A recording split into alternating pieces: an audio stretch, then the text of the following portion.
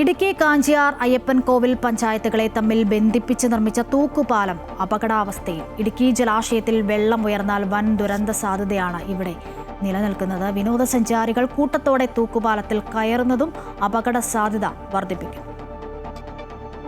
അവധിക്കാലമെത്തിയാൽ ദിവസേന നൂറുകണക്കിന് വിനോദസഞ്ചാരികൾ എത്തുന്ന ഇടമാണ് അയ്യപ്പൻകോവിൽ തൂക്കുപാലം.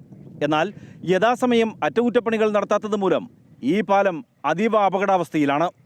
2012 അയ്യപ്പൻകോവിൽ കാഞ്ചിയാർ പഞ്ചായത്തുകളെ തമ്മിൽ ബന്ധിപ്പിച്ച് 200 മീറ്റർ നീളമുള്ള തൂക്കുപാലം നിർമ്മിച്ചത്. ഇടുക്കി ജലാശയത്തിൽ ജലനിരപ്പ് ഉയർന്നാൽ ഇരു കരകളിലുമുള്ളവരുടെ യാത്ര ദുഷ്കരമാകും. ഇതൊഴിവാക്കാനാണ് 2 കോടി രൂപ ചിലവഴിച്ച് തൂക്കുപാലം പണിതത്.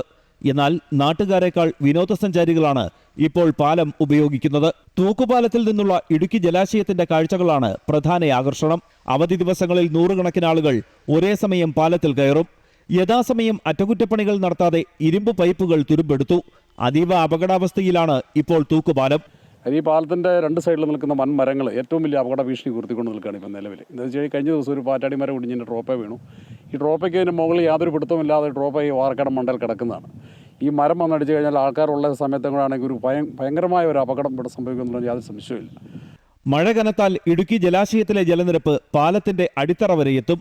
ശക്തമായ കാറ്റിൽ പാലത്തിലേക്ക് മരങ്ങൾ ഒടിഞ്ഞു വീഴുന്നതും ഭീഷണി ഉയർത്തുന്നു. വൻ ദുരന്ത സാധ്യത നിലനിൽക്കുമ്പോഴും പാലത്തിന്റെ അറ്റകുറ്റപ്പണികൾ നടത്താത്തതിനെതിരെ നാട്ടുകാർ പ്രതിഷേധത്തിലാണ്.